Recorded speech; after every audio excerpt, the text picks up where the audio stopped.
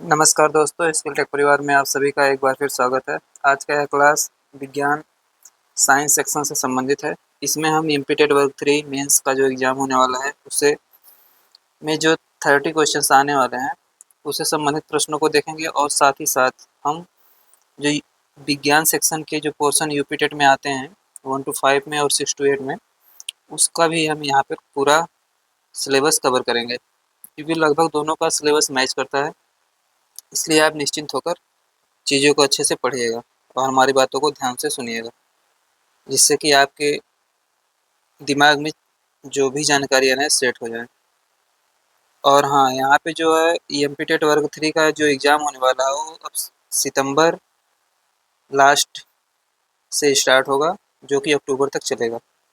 तो आप लोग निश्चिंत होकर पढ़ाई करिए और यूपीटेट का भी जो भी बच्चे तैयारी कर रहे हैं वो भी इस वीडियो को अच्छे से समझ के चीज़ों को सुनिएगा।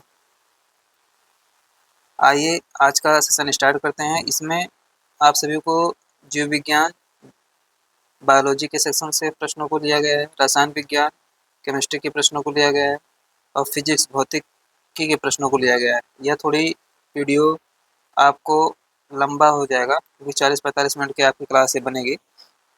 तो आप सभी लोग पेशेंस बना के लास्ट तक चीज़ों को सुनिएगा। एनसीईआरटी और एससीईआरटी के जो भी प्रश्न मतलब रहते हैं बहुविकल्पी टाइप के, एमसीक्यू टाइप के, उस सभी को इसमें शामिल कर दिया गया है। आइए नेक्स्ट क्वेश्चन, आइए आज का यह सेशन स्टार्ट करते हैं। और हाँ, इसके पहले हमने सोशल साइंस का सेगमेंट करवाया था, तो उसको जाके आप प्रीवियस क्लास में इसी चैनल पर देख सकते हैं। तो आज का यह सेशन आप सभी को एमपीटेट और यूपीटेट के जो पेपर होने वाले हैं भविष्य में, उन सभी के लिए बहुत ही महत्वपूर्ण होगा। तो आइए ज़्यादा समय ना लेते हुए आज का सेशन स्टार्ट करते हैं। और हाँ, जितने भी नए बच्चे रहेंगे वो अवश्य ही चैनल से जुड़े रहेंगे, क्योंकि जो भी चीज़ें होंगी इसी चैनल पर आपको उपलब्ध करवाई जाएंगी, स्टडी मटेरियल या भी कोई रणनीति होगी। यहाँ पर आप सभी लोग स्क्रीन पर पहला प्रश्न देख पा रहे होंगे। पहला प्रश्न यहाँ दिया गया है, शरीर में किस द्रव तरल के लिए नीचे उल्लिखित विशेषताएं लागू होती हैं? इस माध्यम में कोशिकीय प्रक्रियाएं होती हैं। इस माध्यम में कोशिकीय प्रक्रियाएं होती हैं। पदार्थ का संवहन विलयित रूप में शरीर के एक भाग से दूसरे भाग में होता है। तो यहाँ रक्त दिया गया है पहला ऑप्शन, जल दिया गया है दूसरा ऑप्शन, चीनी का विलयन तीसरा ऑप्शन दिया गया है, लवण का विलयन चौथा ऑप्शन दिया गया है। इस प्रश्न का राइट जवाब बनेगा जल। तो यहाँ पूछा ना किस द्रव तरल के लिए नीचे की विशेषताएं लागू होती है, जिससे इस माध्यम में कोशिकीय प्रक्रियाएं होती हैं। तो जल में कोशिकीय प्रक्रियाएं होती हैं, ठीक बात है, क्योंकि जलीय पौधे जब जल में उगते हैं तो उसमें होगा। पदार्थ का संवहन विलयित रूप से शरीर के एक भाग से दूसरे भाग में होता है, यह भी सही है, संवहन विलयित रूप में। तो जल में जो सॉरी इसमें कोशिकीय प्रक्रियाएं होती हैं, ठीक है। शरीर में पूछा है, मैंने पौधों को समझ के इसको करवा रहे थे। तो शरीर में ये दोनों चीजें होती हैं। तो यहाँ पर दूसरा ऑप्शन सही है। आइए नेक्स्ट क्वेश्चन देखते हैं।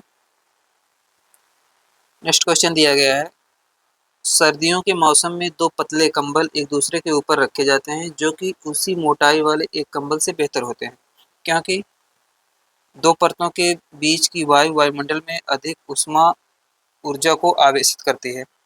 दो परतों के बीच की वायु चालक के रूप में कार्य करती है। दो परतों के बीच की वायु ऊष्मारोधी के रूप में कार्य करती है। मोटे कंबल हमारे शरीर से अधिक ऊष्मा ऊर्जा को अवशोषित करते हैं। आप पढ़ेंगे तो आपको अगर जिसको सही से नहीं पता होगा उसको लगेगा ये सब इसमें सही है। दो परतों के बीच की वायु चालक के रूप में कार्य करती है, ये गलत बात है। ऊष्मारोधी के रूप में कार्य करती है, यही सही बात इसमें दिया गया। आइए नेक्स्ट क्वेश्चन देखते हैं। नेक्स्ट क्वेश्चन दिया गया है, भौतिक मात्रक न्यूटन प्रति मीटर स्क्वायर है। इसको न्यूटन हिंदी में भी लिख देते हैं, प्रति मीटर स्क्वायर आप पढ़ेंगे, मीटर स्क्वायर पढ़ेंगे। देखिए बल का पूछ रहा है मात्रक है, घनत्व का मात्रक है, कि त्वरण का मात्रक है, या फिर दाब का मात्रक है। तो दोस्तों इस प्रश्न का राइट जवाब बनेगा दाब का मात्रक। देखिए दाब बराबर होता है बल बटे क्षेत्रफल, P बराबर F अपान A। तो F को न्यूटन में व्यक्त किया जाता है, क्षेत्रफल जो होता है वो मीटर गुणे मीटर होता है, इसीलिए न्यूटन प्रति मीटर स्क्वायर बन जाता है इसका। आशा करते हैं आप सभी लोग समझ पाए होंगे। आइए नेक्स्ट क्वेश्चन देखते हैं।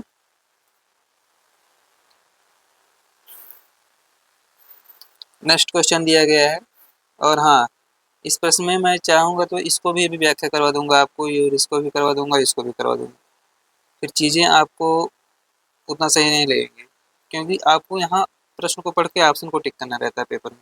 तो एग्जाम के बेस पर ही मैं चीज़ों को करवा रहा हूँ, एग्जाम हॉल में कैसे सॉल्व किया जाता है, बस इसी को मेरा अप्रोच रहता है सॉल्व करवाने का। तो आप लोग ऐसा मत सोचिए कि सभी यहाँ पे करवा दूँ। सभी चीज़ों को पढ़ने के लिए आपको थ्योरी की क्लासेज किसी भी टीचर से या किसी भी प्लेटफॉर्म पे जाके कवर करना पड़ेगा, या किसी बुक से खुद से पढ़िए, तब चीज़ें व्यवस्थित दिमाग में सेट होंगी, ऐसे नहीं दिमाग में चीज़ें सेट हो पाएंगी। आइए नेक्स्ट प्रश्न देखते हैं।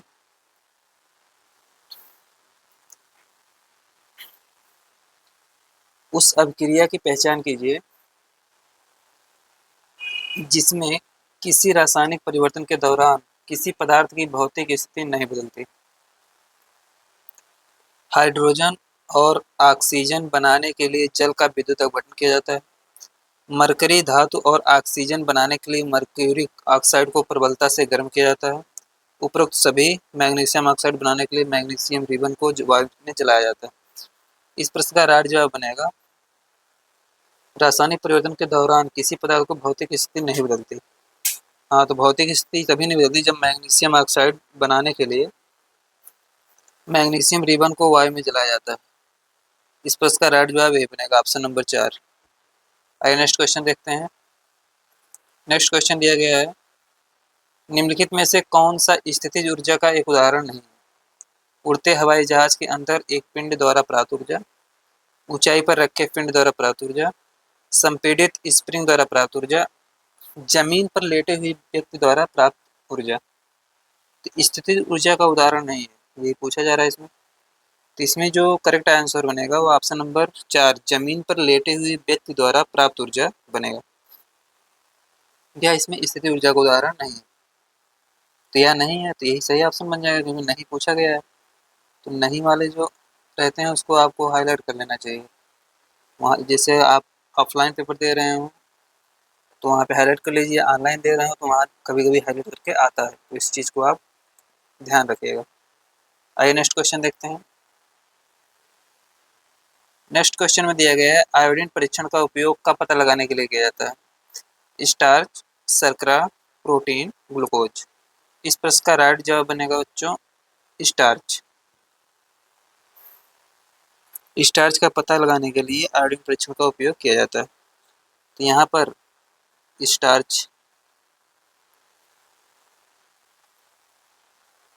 ये अनाज में मिलता है सर्वाधिक, अनाज में जैसे चावल हो गया, गेहूं हो गया, इन सब चीज़ों में बहुत मात्रा में मिलता है। नेक्स्ट क्वेश्चन देखते हैं। पंकिल जल को द्वारा शुद्ध किया जाता है। अब शुद्ध करने की बात कर रहा है, पंकिल जल लिखा है, पंकिल जल कुछ नहीं होता है, यह शुद्ध जल होता है, यानी जो जिसमें मिट्टी उट्टी मिली रहती है, अशुद्ध जल। पंक में से कीचड़ होता है, अगर आप हिंदी पढ़े होंगे, कीचड़। तो कीचड़ एक तो जल के बारे में बोला जा रहा है। तो लादन द्वारा सही किया जाता है, थ्रेसनिंग द्वारा सही किया जाता है, चालन द्वारा सही किया जाता है, निस्वापन द्वारा सही किया जाता है। इस प्रश्न का राइट जवाब बनेगा लादन। आइए नेक्स्ट क्वेश्चन देखते हैं।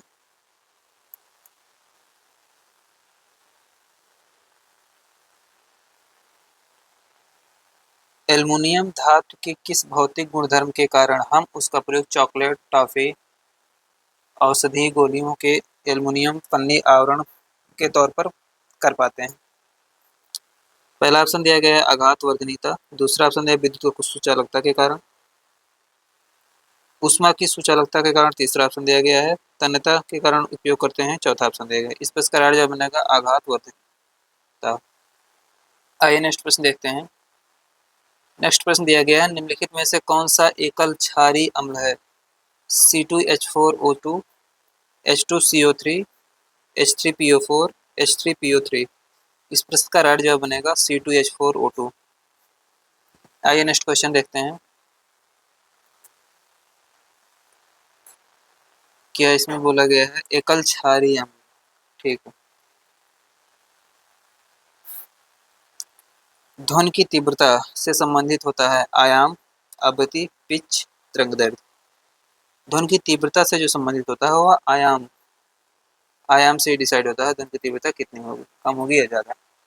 आइए नेक्स्ट क्वेश्चन देखते हैं।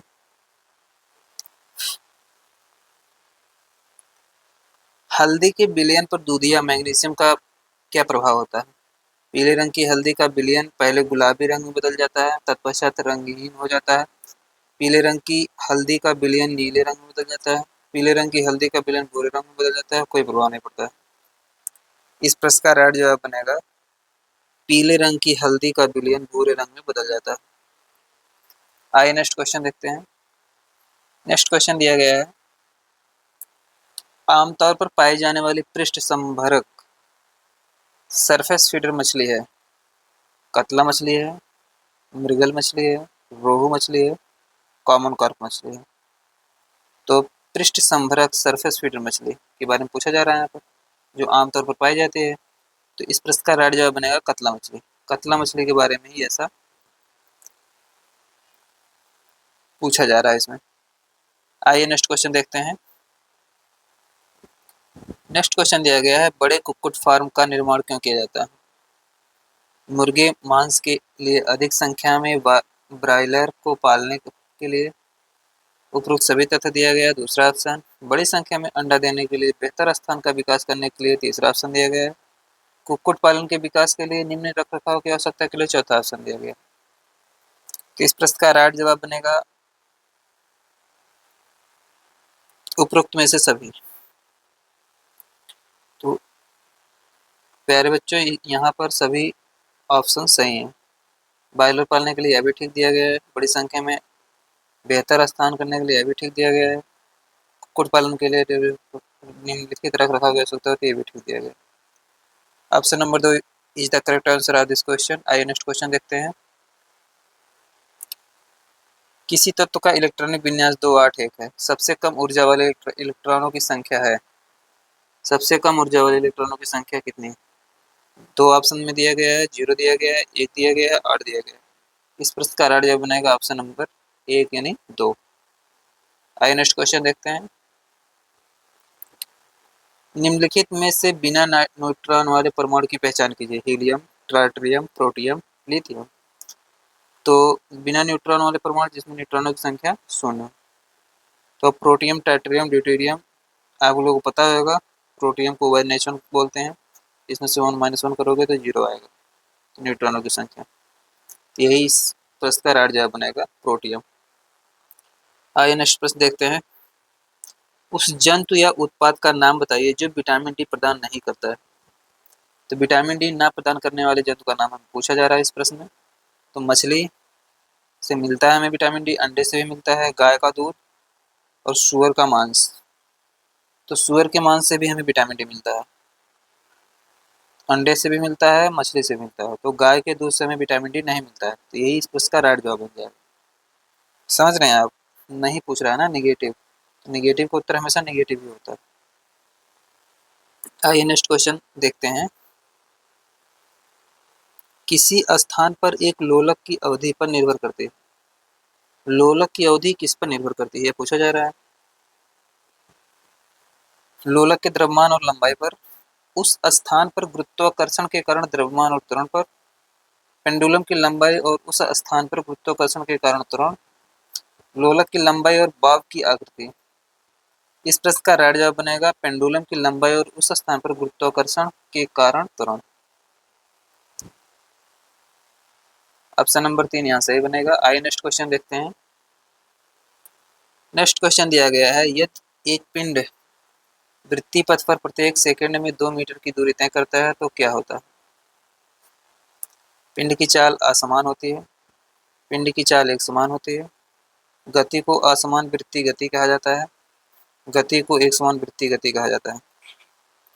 तो प्रत्येक सेकंड में 2 मीटर दूरी तय करती है, तो यह एक समान वृत्तीय गति कर रही है। आइए नेक्स्ट क्वेश्चन देखते हैं।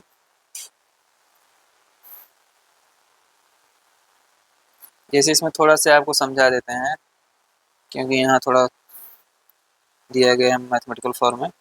तो वृत्तीय पथ पर पूछा है, जैसे कोई वृत्त है, इस पथ पर कोई पिंड प्रत्येक सेकंड 2 मीटर दूरी चले, फिर अगले 2 मीटर, फिर यहाँ से यहाँ तक 2 मीटर, फिर यहाँ से यहाँ तक 2 meter, 2 meter 2 meter 2 meter 2 meter 2 meter 2 meter 2 meter. तो आप देख रहे हैं, तो यूनिफॉर्म मोशन है, यूनिफॉर्म मोशन। आइए नेक्स्ट क्वेश्चन देखते हैं। यह कहने के लिए कि कार्य संपन्न हो चुका है, 2 आवश्यक शर्तें क्या हैं? आरंभ में पिंड को विश्रामावस्था में होना चाहिए और ऊर्जा का व्यय होना चाहिए। पिंड पर बल कार्यरत होना चाहिए और पिंड की दिशा में विस्थापन होना चाहिए। पिंड का विस्थापन होना चाहिए और ऊर्जा का व्यय होना चाहिए। पिंड पर बल कार्यरत होना चाहिए और ऊर्जा का व्यय होना चाहिए। यह कहने के लिए कार्य संपन्न हो चुके हैं, 2 आवश्यक शर्तें क्या हैं? तो 2 आवश्यक शर्तों के लिए यहाँ पर है, पिंड पर बल कार्य होना चाहिए, बल कार्यरत होना चाहिए और पिंड की दिशा में विस्थापन होना चाहिए, तभी हम बोला जाएगा कि कार्य संपन्न हो चुका। आइए नेक्स्ट क्वेश्चन देखते हैं। नेक्स्ट क्वेश्चन दिया गया है, निम्नलिखित में से किस माध्यम में ध्वनि की चाल अधिकतम होती है? जल में होती है, एल्युमिनियम में होती है, वायु में होती है कि ऑक्सीजन में होती है? इस प्रश्न का राइट जवाब बनेगा एल्युमिनियम। एल्युमिनियम में ध्वनि की चाल सर्वाधिक होती है। आइए नेक्स्ट क्वेश्चन देखते हैं। वैसे भी हमको पता होगा कि ठोस में सर्वाधिक ध्वनि की चाल होती है, तो उसमें सभी एक ही ठोस का ऑप्शन है, तो उसी को टिक कर देंगे हम लोग। जब भी पेपर में सॉल्व करना होगा तो आपको ऐसे ही सॉल्व करना रहता है, जैसे मैं करवा रहा हूँ। यह पेपर एग्जाम हॉल का एकदम फॉर्मेट होता है, एग्जाम हॉल में कैसे हमें प्रश्नों को अटेम्प्ट करना है, बस इसी अप्रोच से पढ़वा रहा हूँ मैं। नहीं तो यूट्यूब पे बहुत से वीडियो व्याख्या वाले पढ़े हैं, आप वहाँ से ही पढ़ सकते हैं, कोई ज़बरदस्ती नहीं है किसी को। लेकिन मेरा अप्रोच यही रहेगा आप सभी को पढ़ाने का, क्योंकि इससे चीज़ें आपकी एग्जाम हॉल में कोई प्रॉब्लम नहीं होती, ठीक है ना। नहीं तो ज़्यादा पढ़ने के चक्कर में जो क्वेश्चन सामने दिखता है उसको भी लोग दिमाग में नहीं रख पाते हैं। आइए नेक्स्ट प्रश्न नेक्स्ट प्रश्न में क्या कह रहा है। नेक्स्ट प्रश्न यहाँ जो दिया गया है, अर्धचालक के मामले में जैसे जैसे तापमान बढ़ता है, प्रतिरोधकता बढ़ती है, कम होती है, शून्य हो जाती है, स्थिर रहती है। तो प्रतिरोधकता मतलब धारा के मार्ग में रुकावट, यही आप समझिए। तो यहाँ पर कम हो जाती है। नेक्स्ट क्वेश्चन देखते हैं। और सिर्फ सेमीकंडक्टर के मामले में ऐसा होता है, सभी के मामले में नहीं होता।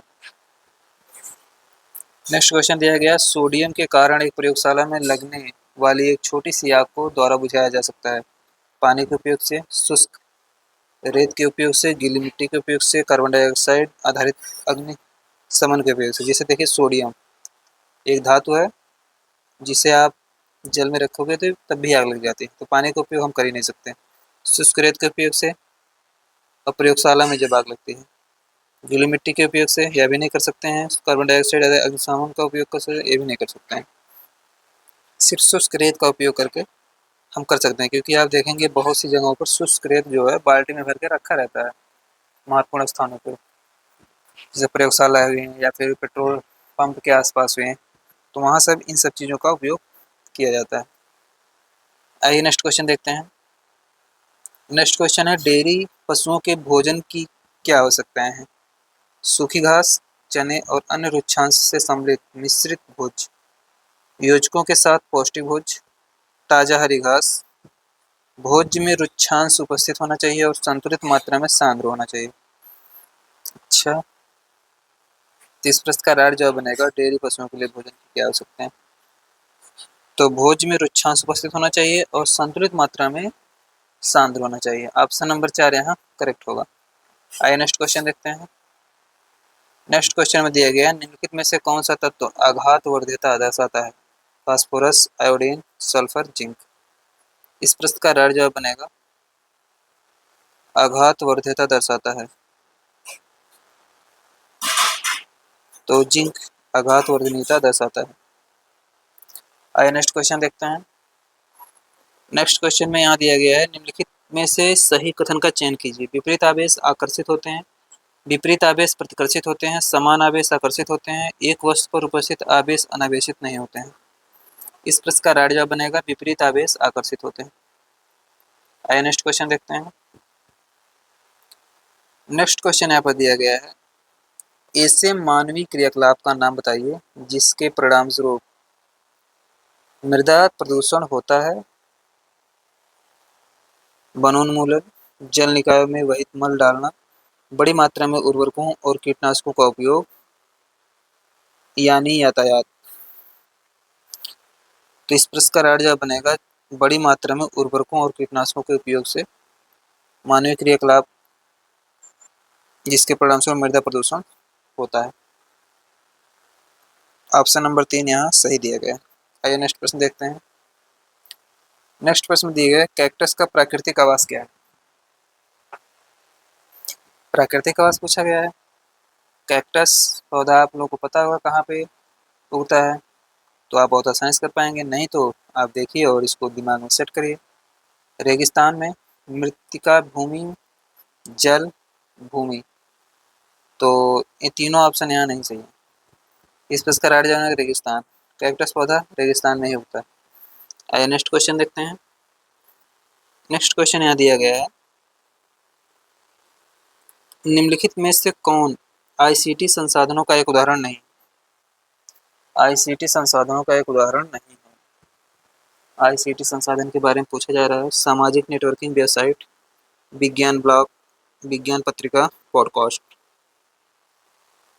तो आईसीटी संसाधनों का उदाहरण नहीं है पूछा है यहाँ पर। तो यहाँ पर विज्ञान पत्रिका जो दिया गया है या आईसीटी उदाहरण है, विज्ञान ब्लॉग ठीक है, तो हम सामाजिक नेटवर्किंग साइट वेबसाइट ये भी ठीक बात है, पॉडकास्ट यह भी ठीक बात है। नेक्स्ट प्रश्न दिया गया है विज्ञान पत्रिका, यहाँ पर जो सॉरी ऑप्शन नंबर 3 दिया गया है विज्ञान पत्रिका, यही इस प्रश्न का राइट जवाब बनेगा। निगेटिव का उत्तर हमेशा निगेटिव ही होता है, क्योंकि यह नहीं। आईसीटी आप समझते होंगे, इंफॉर्मेशन कम्युनिकेशन टेक्नोलॉजी। आइए नेक्स्ट प्रश्न देखते हैं यहाँ पर, के कारण पेट में जलन होती है? देखिए कितना अच्छा प्रश्न है। आपचन, प्यास, पाचन, भूख। भूख लगी जलन होता है? नहीं होता। पाचन होता है तब भी नहीं होता। प्यास लगती है तो जलन तब भी नहीं होता। तो आपचन के कारण ही जो है पेट में जलन होती है। आइए नेक्स्ट क्वेश्चन देखते हैं। नेक्स्ट क्वेश्चन दिया गया है, लेंस की क्षमता का एसआई मात्रक है। लेंस की क्षमता का एसआई मात्रक क्या है? वाट है, डायोप्टर है, जूल सेकंड है, जूल है। तो लेंस की क्षमता का एसआई मात्रक डायोप्टर है। आइए नेक्स्ट क्वेश्चन देखते हैं। नेक्स्ट क्वेश्चन दिया गया है, उस पदार्थ की पहचान कीजिए जिस पर दाब डालकर आसानी से संपीड़ित किया जा सकता है। बर्फ, कार्बन डाइऑक्साइड गैस, शर्करा क्रिस्टल, जल। इस प्रश्न का राइट जवाब होगा दाब डालकर आसानी से संपीड़ित किया जा सकता है। संपीड़ित आप किसको कर सकते हैं? जो गैसीय फॉर्म में हो, तो कार्बन डाइऑक्साइड यहाँ सही ऑप्शन। आइए नेक्स्ट प्रश्न देखते हैं। जैसे कभी कभी ऐसे दिमाग लगाओ ना, जल को थोड़ी कर सकते हैं, कि शर्करा क्रिस्टल को भी नहीं कर सकते हैं, बर्फ को भी नहीं कर सकते हैं, तो बचा क्या? यही बचा कार्बन डाइऑक्साइड गैसीय फॉर्म। टिक कर देंगे और आगे बढ़ जाएंगे। एलिमिनेट करना भी प्रश्नों को आना चाहिए। एलिमिनेशन मेथड से बहुत से कठिन प्रश्न बहुत आसान हो जाते हैं, इसलिए आप उल्टा सीधा दोनों तरीके से सोचने का प्रयास करिए। एक ही डायरेक्शन में सोचेंगे तो फिर प्रॉब्लम होंगी और आप बहुत लोगों से बहुत पीछे हो जाएंगे। आइए नेक्स्ट प्रश्न देखते हैं। नेक्स्ट प्रश्न में दिया गया, विश्व पर्यावरण दिवस कब मनाया जाता है? 5 मई को मनाया जाता है, 5 जून को मनाया जाता है, 15 सितंबर को मनाया जाता है, 27 अप्रैल को मनाया जाता है। तो इस प्रश्न का राइट जवाब बनेगा 5 जून। 5 जून को विश्व पर्यावरण दिवस मनाया जाता है। 5 मई को जो दिवस मनाया जाता है प्रसूति दिवस बोला जाता है, प्रसूति दिवस।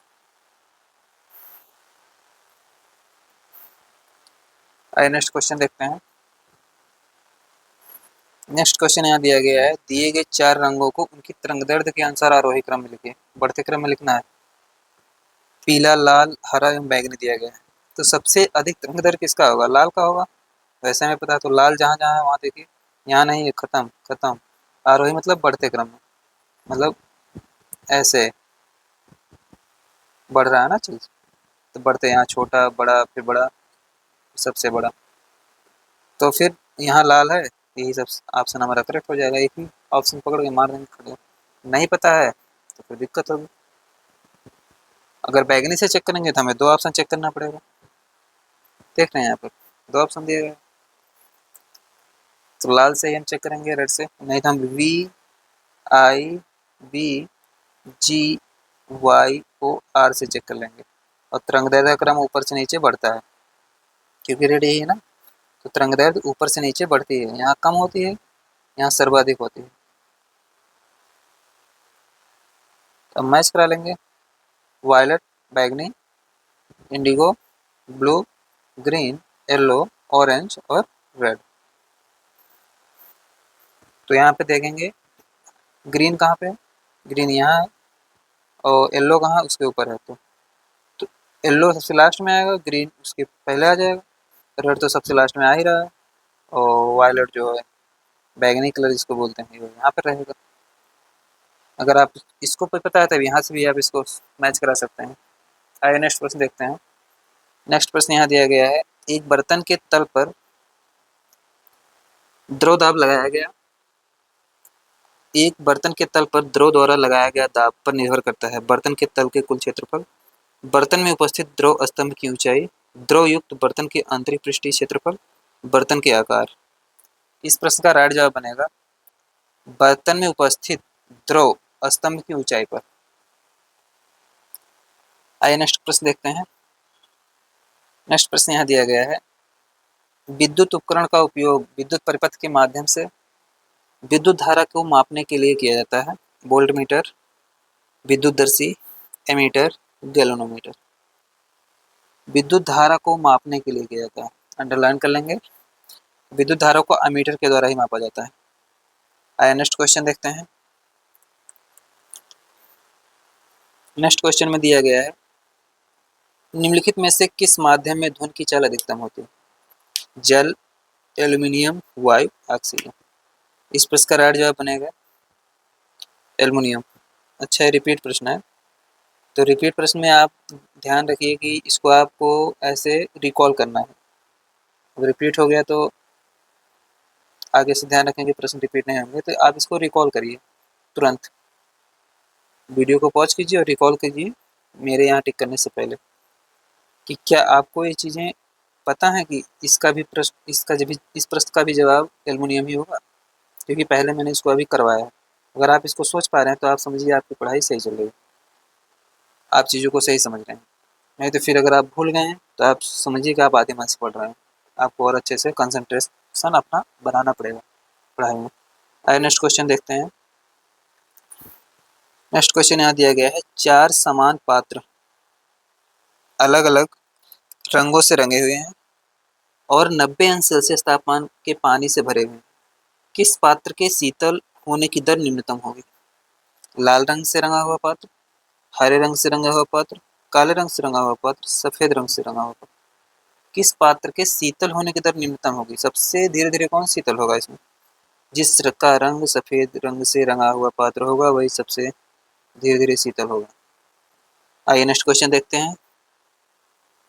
नेक्स्ट क्वेश्चन यहाँ दिया गया है, आज निम्नीकरणीय अपशिष्ट के बारे में निम्नलिखित में से कौन सा कथन सही है? यह सामान्यतः मानव निर्मित होते हैं। आज निम्नीकरणीय अपशिष्ट जो मतलब वैसे ही नष्ट नहीं होते हैं अपने आप से, इस सूक्ष्म जीवों द्वारा निम्नीकृत किए जा सकते हैं। तो आज निम्नीकरणीय मानव द्वारा निम्नीकरण ठीक बात है, सूक्ष्म जीवों द्वारा खत्म नहीं होंगे। विलेय अजैविकरण अपशिष्ट विशिष्ट अवशिष्ट खाद्य श्रृंखला में प्रवेश करते हैं और जैव आवर्धन करते हैं। ये प्रकृति में संचय नहीं होते हैं। क्यों नहीं होते हैं? होते हैं, ये भी गलत बात लिखा है, नहीं होते हैं। होते हैं संचय, क्योंकि प्लास्टिक आप फेंकते हो तो जैव अनिम्नीकरणीय अपशिष्ट है, या आप ध्यान रखिएगा। तो वह तो संचित हो ही रहा है ना कहीं कहीं कहीं पर जाकर। तो विलेय अजैव निम्नीकरणीय अपशिष्ट खाद्य पदार्थ खाद्य श्रृंखला में प्रवेश करते हैं और जैव आवर्धन करते हैं, मतलब उसको प्रदूषित करते हैं। यह भी ठीक बात लिखा गया है एकदम।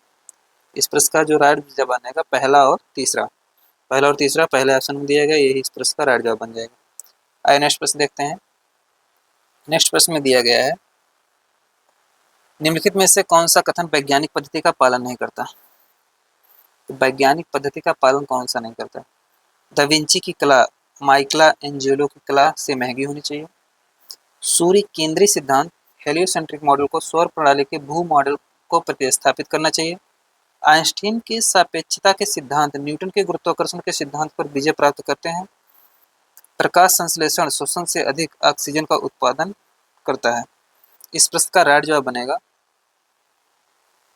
दा विंची की कला माइकल एंजेलो की कला से महंगी होनी चाहिए। तो ये वैज्ञानिक सिद्धांत का पालन नहीं करता, हमें निगेटिव ही ढूंढना है। यह करता है, यह भी करता है और यह भी करता है। यही नहीं करता है तो यही हमारा सही ऑप्शन बन जाएगा, पहला ऑप्शन। आइए नेक्स्ट क्वेश्चन देखते हैं। नेक्स्ट क्वेश्चन यहाँ दिया गया है, द्वितीयक मांसभक्षी का पोषी स्तर है। द्वितीयक मांसभक्षी का पोषी स्तर है तीसरा, दूसरा, चौथा, पांचवा। द्वितीयक मांसभक्षी का पोषी स्तर चौथा होता है, यहाँ फोर्थ सही है। नेक्स्ट क्वेश्चन देखते हैं। नेक्स्ट क्वेश्चन दिया गया है, निम्नलिखित में से क्या एक लोहे की मिश्र धातु नहीं? Solder, stainless steel, alnico, nichrome. तो किसमें लोहा नहीं पाया जाता है मिश्र धातु में, ये पूछा जा रहा है। तो सोल्डर, इसमें लेड होते हैं और टिन होते हैं। इसी में लोहा नहीं दिख रहा है, इसमें सब में लोहा पाए जाएंगे, एलिनिको, निक्रोम सभी में। तो पहला ऑप्शन यहाँ सही बन जाएगा। ये नेक्स्ट क्वेश्चन देखते हैं। नेक्स्ट क्वेश्चन के बाद फिर इसमें दिया गया है, लाल चींटियों में उपस्थित अम्ल की पहचान कीजिए। लाल चींटियों में उपस्थित अम्ल की पहचान कीजिए। तो मौलिक अम्ल दिया गया है, ऑक्जेलिक अम्ल दिया गया है, फॉर्मिक अम्ल दिया गया है, टैनिक अम्ल दिया गया है। तो लाल चींटी में फॉर्मिक अम्ल पाया जाता है, आप लोग याद रखें। कभी कभी मेथेनोइक अम्ल भी लिख के आ जाता है, जब आप फॉर्मिक अम्ल ना रहे तो आपको मेथेनोइक अम्ल ही मारना है, ठीक है ना, आप इस बात को ध्यान रखेंगे। नेक्स्ट प्रश्न देखते हैं। नेक्स्ट प्रश्न में दिया गया है, निम्न में से उदासीन यौगिकों की पहचान कीजिए। कार्बन डाइऑक्साइड दिया गया है, कार्बन मोनोऑक्साइड दिया है, जल दिया गया है, कैल्शियम ऑक्साइड दिया गया है। इसमें पूछ रहा है कौन सा यौगिक है, पहचान करना है। उदासीन है, तो कार्बन डाइऑक्साइड उदासीन नहीं है। CO उदासीन होता है, H2O उदासीन होता है और CaO भी उदासीन नहीं है। इस प्रश्न का राइट जवाब बनेगा दूसरा और तीसरा, ऑप्शन नंबर 2 और 3। कार्बन मोनोऑक्साइड एंड जल उदासीन होते हैं। आप लोग एक चीज और याद रखेंगे, जो धातु का ऑक्साइड होता है, धातु का ऑक्साइड वह हमेशा क्षारीय प्रकृति का होता है। जो अधातु का ऑक्साइड होता है वह हमेशा अम्लीय प्रकृति का होता है, अम्लीय यानी एसिडिक, यानी ये बेसिक होता है। ये बहुत अच्छा कॉन्सेप्ट है, आप इसको ध्यान से दिमाग में रखिएगा। नेक्स्ट देखते हैं। नेक्स्ट में दिया गया है, तो आज का प्रश्न यहीं पर समाप्त होता है। ये आज का लास्ट प्रश्न था। आज हमने लगभग प्रश्नों की संख्या 45 क्या 50 प्रश्न हम लोगों ने किया है, समझ रहे हैं। लगभग हम लोगों ने 50 क्वेश्चन सॉल्व किए हैं यहाँ पर, और देखिए 34 मिनट में हमने सॉल्व कर दिया है। वैसे तो आपको 50 प्रश्न करने के लिए 50 मिनट मिलेंगे, एग्जाम के अप्रोच से करेंगे तो आपका टाइम बचेगा कुछ ना कुछ, ठीक है ना। तो इसलिए आप चीज़ों को जैसे करवाया जा रहा है वैसे करिए, क्योंकि जैसे आप बस पे बैठते हैं या ट्रेन में बैठते हैं तो उस बस ड्राइवर या ट्रेन को नहीं बताते हैं कैसे बस चलाना है कैसे नहीं चलाना है। जैसे वो ले जाता है आपको मंजिल तक पहुंचा देता है, तो आप अपने मंजिल पर अवश्य पहुंचेंगे। बस चीज़ों को जैसे बताता हूँ उन चीज़ों पर आप गौर करिए। हाँ, सिर्फ वीडियो देखने से आपका काम नहीं चलने वाला है। वीडियो आप रिवीजन के तौर पर देखिए, या फिर आपको हर क्वेश्चन को पॉज करके देखना है, उसको प्रैक्टिस के तौर पर करना है तत्काल ही। कि जो मैं ऑप्शन चूज कर रहा हूँ और जो आप अपने आप से लगा रहे हैं उसमें क्या सिमिलरिटी हो पा रही है कि नहीं हो पा रही। तो दो ही तरीके से आपको या तो रिवीजन के तौर पर करिए या तो प्रैक्टिस के तौर पर करिए, या तो आपको एग्जाम हॉल में कैसे प्रश्नों को अटेम्प्ट करना है इस अप्रोच से देखिए, तब तो ठीक है। अदरवाइज आपको सब कुछ यहाँ पर नहीं उपलब्ध हो पाएगा कि आप सिर्फ वीडियो देख लेंगे आपको सब कुछ चीज़ें क्लियर हो जाएंगी, आपको थ्योरी भी पढ़ना पड़ेगा, ठीक ना। तो आज के लिए दोस्तों बस इतना ही, नेक्स्ट वीडियो में फिर मुलाकात होगी, तब तक के लिए आप सभी लोग अच्छे से पढ़ते रहिए, धन्यवाद।